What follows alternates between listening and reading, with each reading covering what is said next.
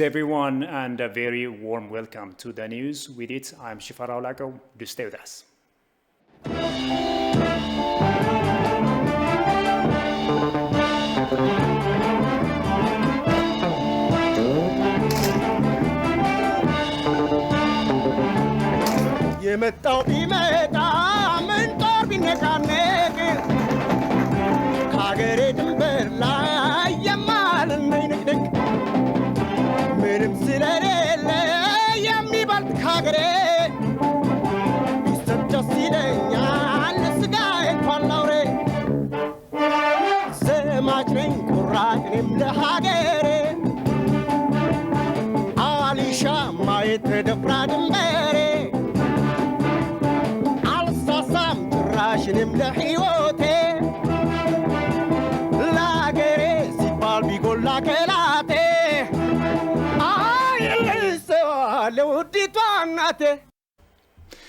Now, Prime Minister Abiy Ahmed has handed over renovated houses to the needy in Awari area here in the capital, Addis Ababa.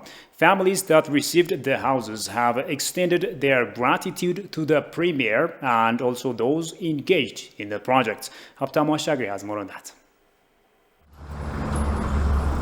This is a slum part of Addis Ababa, located close to Prime Minister's office. 6 weeks ago, Prime Minister Abiy Ahmed and members of Republican Guard commenced the renovation of these old houses.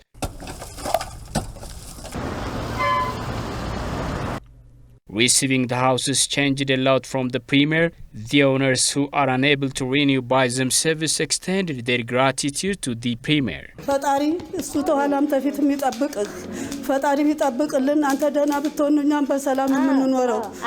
May the Almighty keep you safe and happy. If you are peaceful, we can live and lead our life properly. May Father God please you as you got us delighted.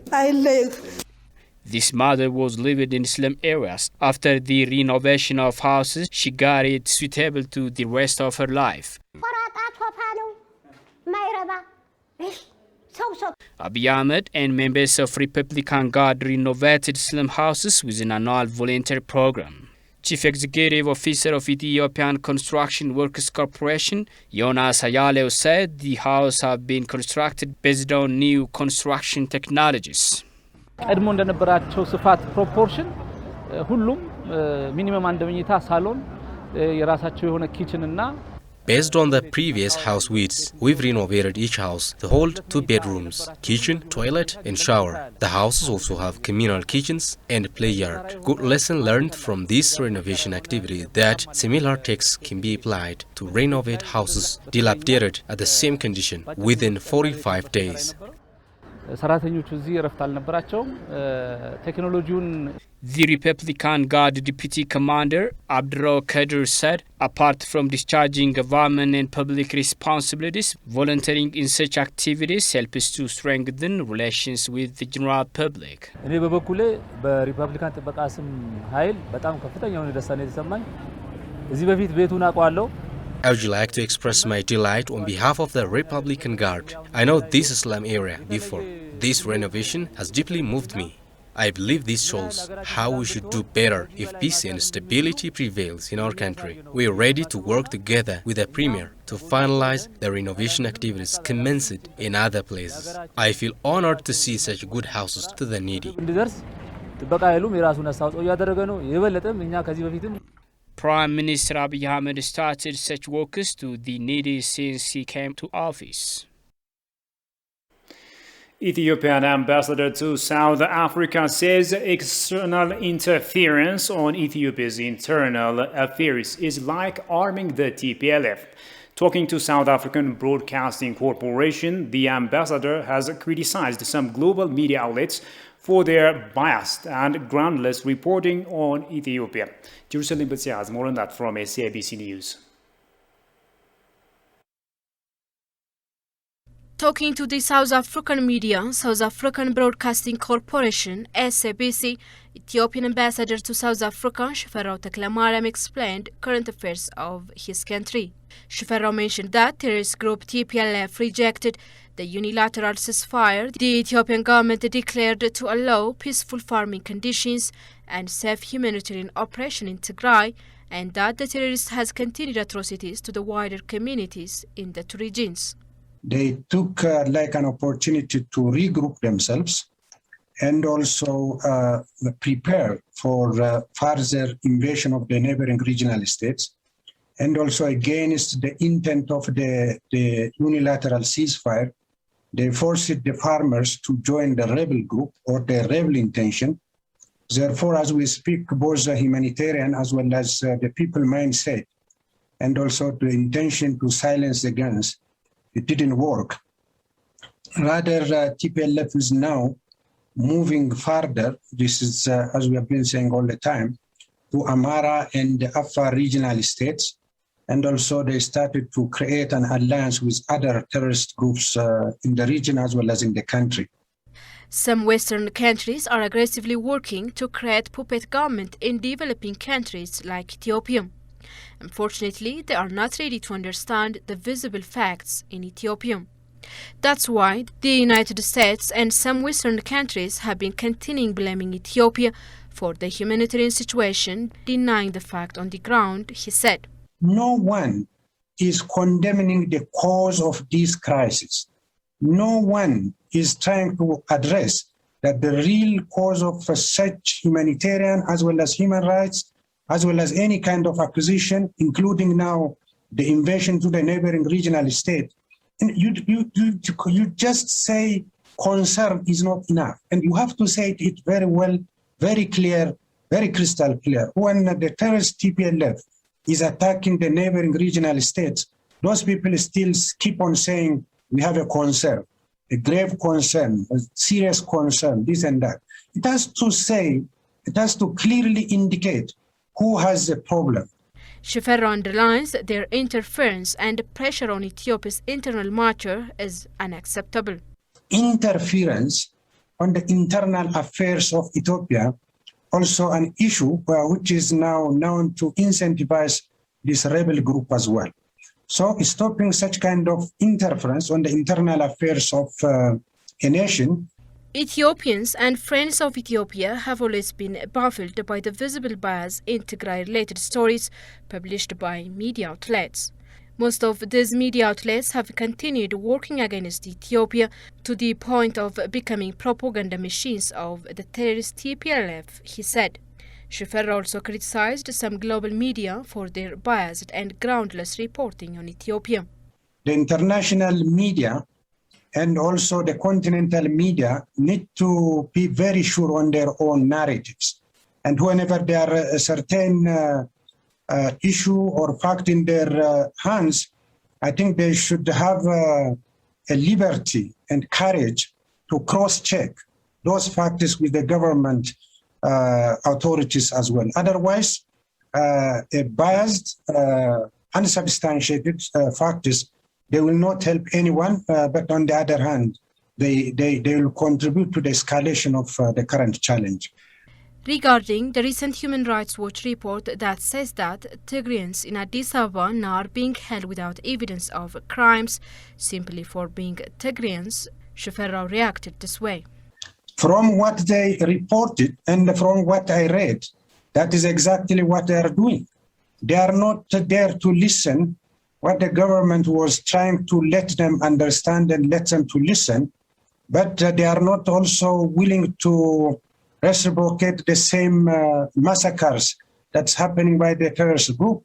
In fact, from the statements they made and from the accusations, the mechanism, even they gather their own information, is basically from those sympathizers of the terrorist group. So if you are gathering your information from the sympathizers or the members of TPLF, whether in the country or outside the country, what kind of report is one is going to produce? It's the same, and 100%, no confusion about this. They are going to say what they are saying. But the same Human Rights Watch, if they were there to counter-check, fact-check what have been said was who was targeted and for what reason, then they could have come with the proper and a reasonable report rather than accusing one side and incentivizing the other side. ኧረ ዘራፍ አባት የሞተ እንደው በአገር ይለቀሳል፣ እናትም ብትሞት በአገር ይለቀሳል፣ ወንድም የሞተ እንደው በአገር ይለቀሳል፣ ዘመድ የሞተ እንደው በአገር ይለቀሳል፣ አገር የሞተ እንደው ወዴት ይደረሳል? ወዴት ይደረሳል? ወዴት ይደረሳል? ስጋዬን በሉናል ደሜንም ጠጡና አጥንቴንም እንኳን በምንም አገሬን አትንኩ፣ በምንም አገሬን አትንኩ፣ አገሬን አትንኩ። ኧረ ዘራፍ ኧረ ዘራፍ ኧረ ዘራፍ ኧረ ዘራፍ ኧረ ዘራፍ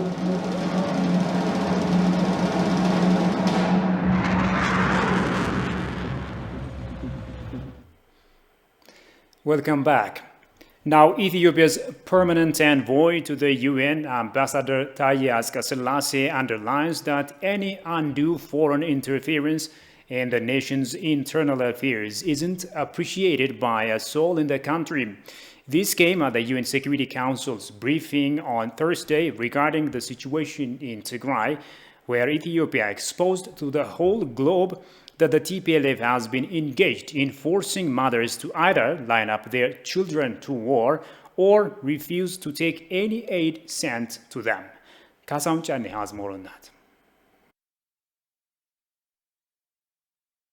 Ethiopia's permanent representative to the United Nations, Ambassador Taye Asqeselase, addressed United Nations Security Council meeting on situation in Tigray. The ambassador said the terrorist TPLF has continued atrocities, crimes against civilians in Amhara and Afar region states. Ambassador Taye clearly briefed to the council that, though in June 2021, the Ethiopian government declared a unilateral humanitarian ceasefire with the aim of helping the farmers in Tigray to fully enter farming during a rainy season. However, the TPLF declined the federal government's offer and has continued attacking several areas of the Afar and Amhara region, killing thousands and displacing tens of thousands with the aim of tearing apart the country.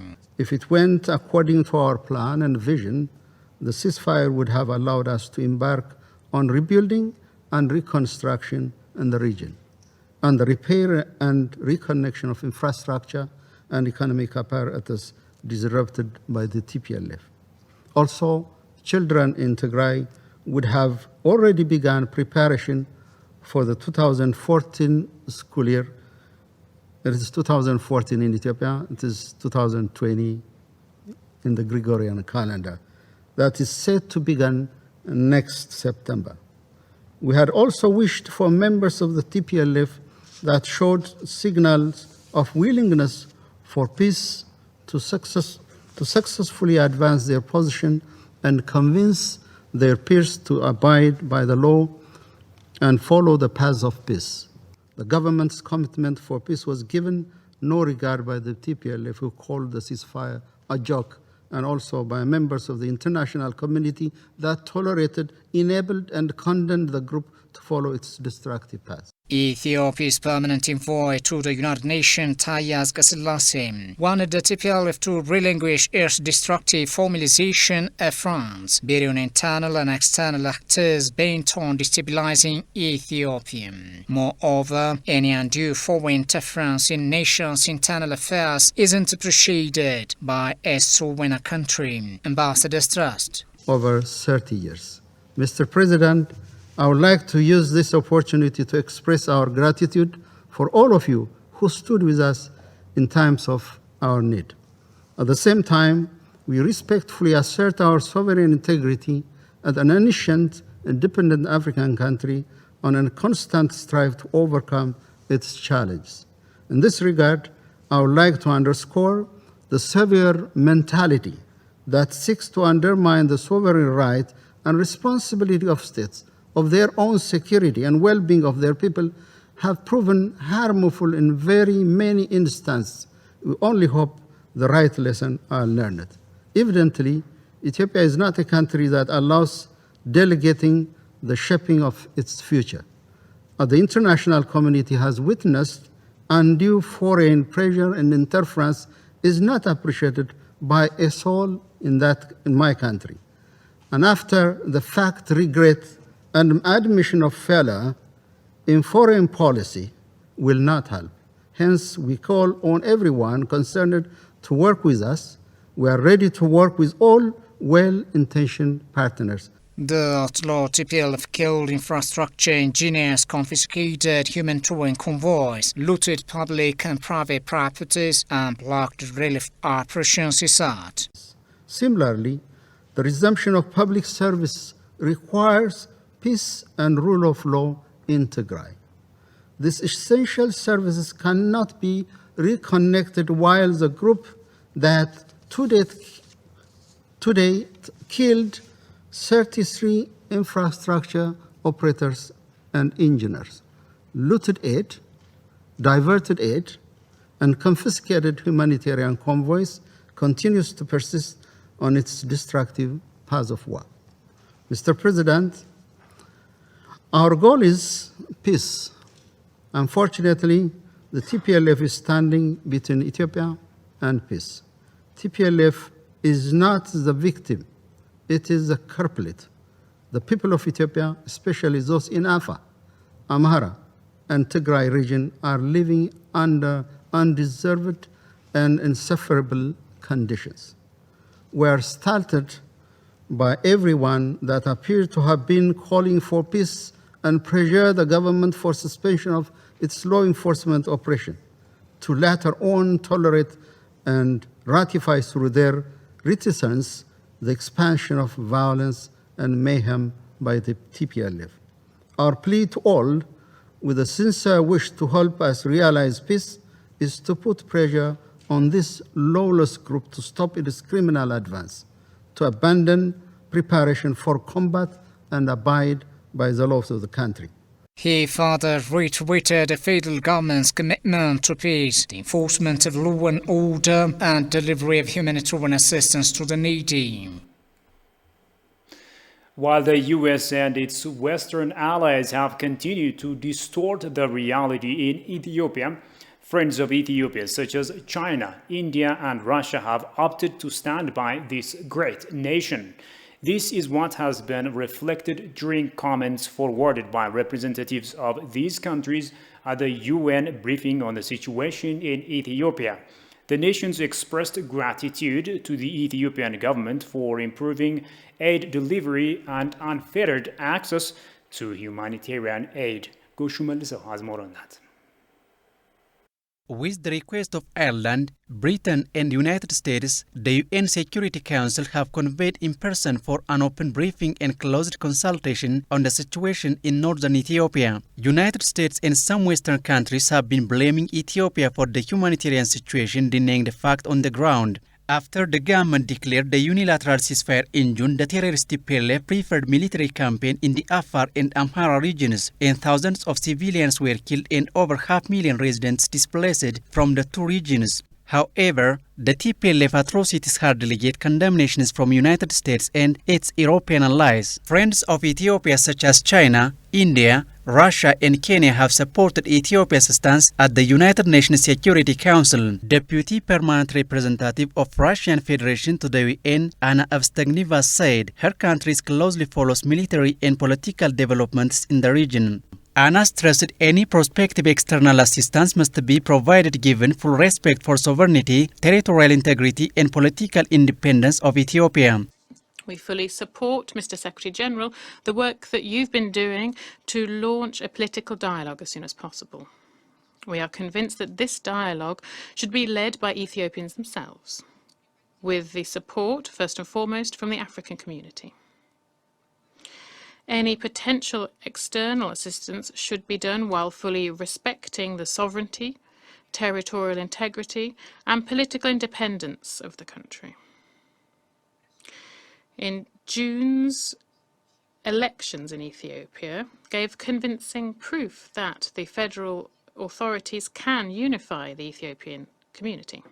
Addressing the UN Security Council meeting the situation in Tigray, similarly China has rejected any external attempt to undermine sovereignty of Ethiopia in guise of humanitarian support. International humanitarian agencies, while carrying out their work, should uphold the guiding principles of the UN for humanitarian assistance and respect the sovereignty of Ethiopia.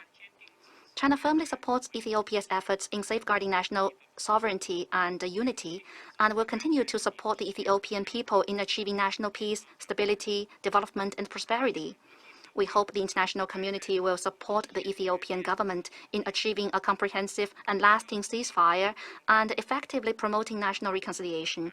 China opposes interference by external forces in Ethiopia's internal affairs in the name of human rights and humanitarianism. India also reiterated its strong commitment to the unity, sovereignty, independence and territorial integrity of Ethiopia. Indian permanent representative to the UN said the TPLF terrorist group is committing humanitarian violations and use of child soldiers. The belligerence from TPLF is worsening humanitarian situation in northern Ethiopia. In recent weeks, the conflict has intensified and now been spread by one side, TPLF, to the neighboring regions of Amhara and Afar. The conflict is having a severe impact on the civilian population, particularly women, children, and the elderly, and has resulted in the killing of innocent civilians, human rights violations, and use of child soldiers. The unilateral ceasefire announced by the government of Ethiopia in June 2021 was an important step aimed at improving the worsening humanitarian situation. Unfortunately, the opportunity provided by the ceasefire seems not to have been grasped, with the continuing aggression and belligerence of one side and spread of fighting beyond Tigray region. The humanitarian cost and suffering due to the conflict is unfortunately mounting. The neighboring Kenya also said Ethiopia has a capacity to handle the conflict by itself. The democratic mandate awarded by the millions of voters must include every Ethiopian citizen, even and perhaps especially in Tigray and other parts of the country where the vote was not held due to insecurity.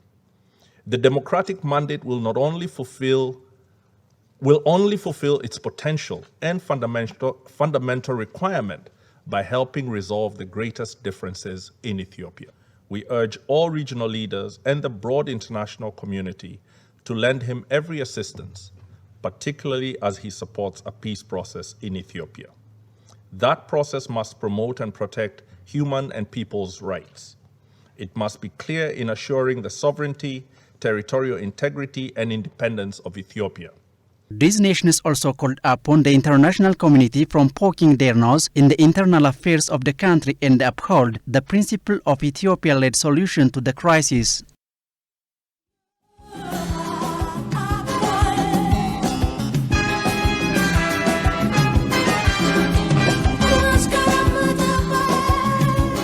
Overall macro stability is by and large, I think, on a promising track, except inflation. What is the solution for that? It's not a question of increasing the supply simply by production, but by doing proper intervention in the marketing system.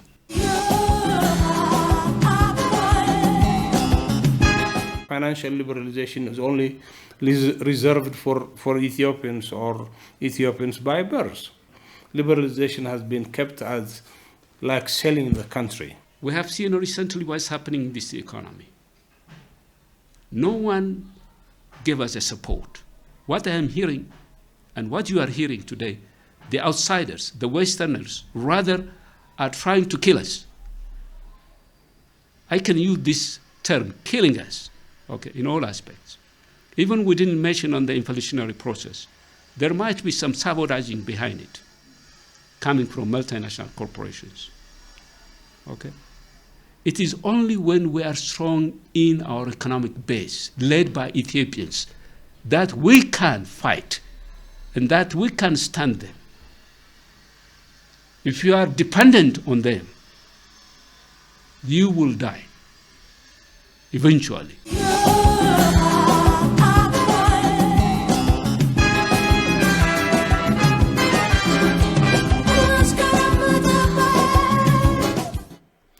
And finally, Kenyan tour operators